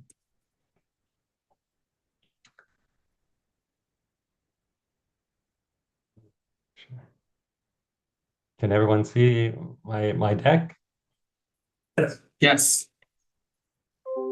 Okay, wonderful. So my colleague and I are putting together a fund called Eliraz Ventures, and we're focused on biotech, medtech, and health tech, primarily in Israel. My colleague Nisim Darvish, he was the head of all healthcare investments at Pitango, the largest venture capital fund in Israel. And then after that, he was leading OrbiMed's healthcare investments in Israel. My background, I was originally at JJDC, the corporate venture capital arm of Johnson & Johnson. And after that, I was with the Stanford Tel Aviv Fund for many years, investing in medtech and health tech in Israel and the United States. I think Sayur's presentation was fantastic, and it really gave a really great understanding of why now. to invest in biotech? Why now to invest in health tech and med tech? The question is, where are the opportunities arising? So it's not so much the why now. Thank you, Sarah, for laying the groundwork. The question is, where can that source of innovation be? And B, is it a great opportunity for investors to get a return on invested capital? And we think Israel is a great place for those two answers, the where Israel, and B, a return on investor capital. And I could give a number of reasons for that, but just a background in case you're not familiar about the innovation coming out of Israel. We're a small country, but we have a giant impact. I mean, we're comparable to the state of New Jersey. We have a population under 10 million people. Most of those people are actually studying religious studies. And yet we are number one in startups per capita.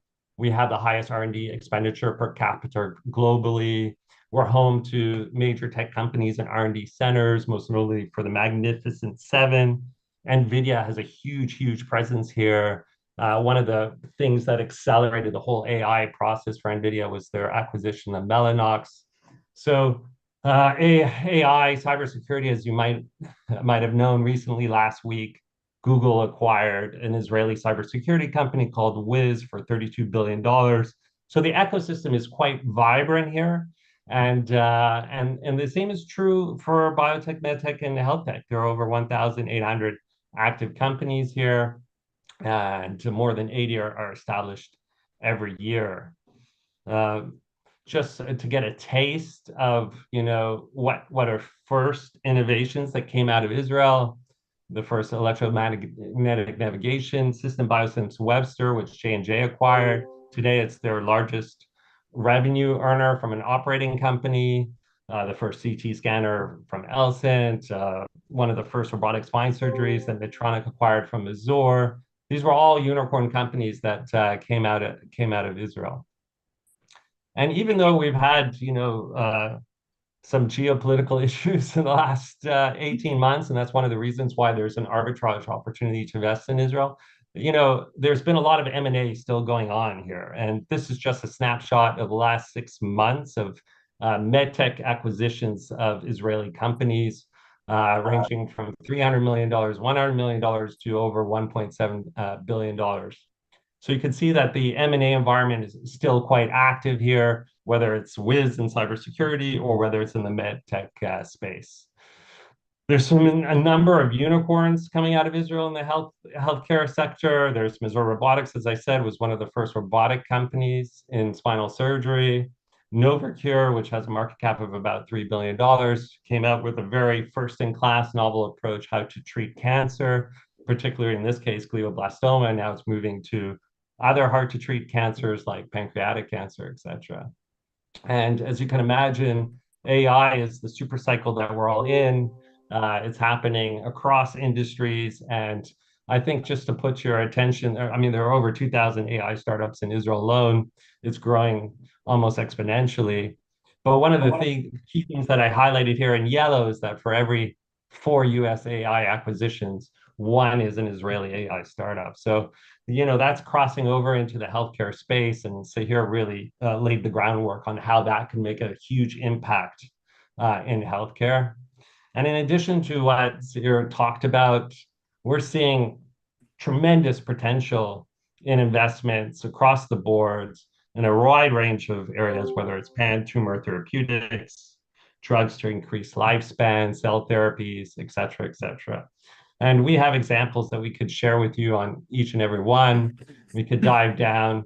But just to summarize how Mark started this introduction, where Israel? So, why in Israel? So one of the reasons is it's a great source of innovation. The other reason is because of geopolitics. It's a little bit more difficult for investors to get here. There's less investors operating in Israel as we speak, which creates a little bit of a cash shortage for these companies, which means you could come in exceptional companies, wonderful management teams, developing really first-in-class breakthrough products at valuation or entry prices that could really make a difference to a fund's life. It's almost once in a generational type of opportunity. So I'm gonna cut it short here. I have many slides, but just to be fair to everyone else, and again, Mark, thank you for this opportunity.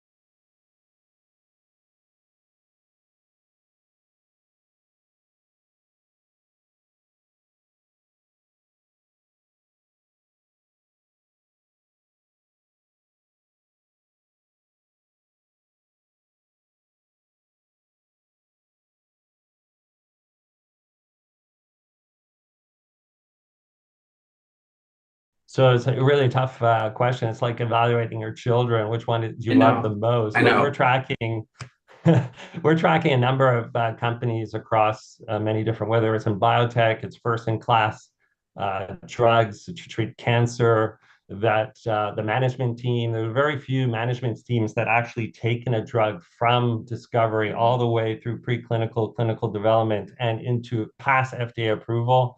So this is a team that's done that before. They have the expertise, they know what they're doing, and they're working on a first-in-class product. It's a pipeline in a product, which the pharma companies really like today, meaning it's not only specific to one type of cancer, but many cancers. So the actual market opportunity is quite large. You have many shots on goal. So when you add all these things together, it's quite a compelling case on the biotech side. On the AI side, we see novel health tech companies or AI first companies that they started quite fast. They came from the high tech space, so they're quite knowledgeable on the tech side. They've executed before, and now instead of making a novel app, they really want to make a difference in terms of people's lives. And they come over and they're growing and scaling quite fast, growing from a pilot case in one state. This is a novel AI first healthcare type of insurance company. They've gone from 4 to 8 to already $24 million in a span of in revenue in about 18 months. So that just goes to show you in terms of the qualities of the opportunities here. So two things, all right. One,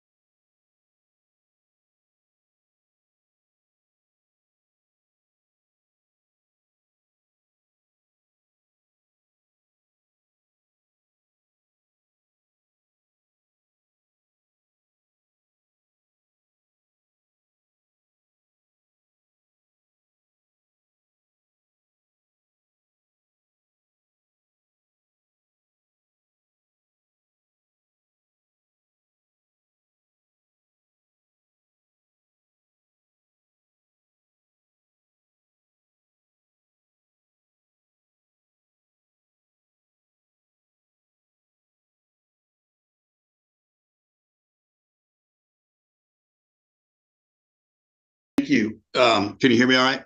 Yep. Good. Yeah, what we're doing basically is an applied side of this rather than life sciences and behavioral health. But so we're very excited with where we are, what we're doing. So we're tackling a $25 billion market, which is basically family mental health right now. And it's structurally broken right now.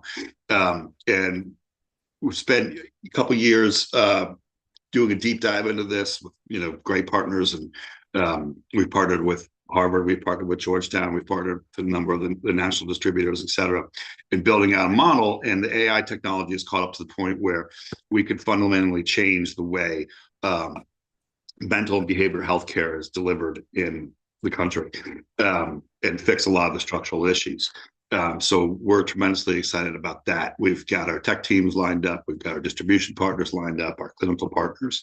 And we're just closing out our round now to be able to do our final build and launch. So what we do, it all comes from really lived experience. I came out of the private equity world, out of the entrepreneurial world. My son went through some traumatic events, and we were forced into the current behavioral health model. And I was shocked at how little there was. Number one, for kids at the time. There's a little bit more now, and how there was nothing for parents, and in particular, they never dealt with the whole family. You got stuck with just dealing with the child, which almost never works. And this is just indicative of the broader healthcare market, which we actually hope to open up to. So in essence, what we've done is we've partnered with Inflection AI. They're a very unique partner for us, and we've got the earliest partnership with them in terms of getting their APIs. Their model was built to be EQ focused as well as IQ focused. It was actually the model was trained by psychiatrists and therapists, and it basically gives clinical grade answers to anybody using it.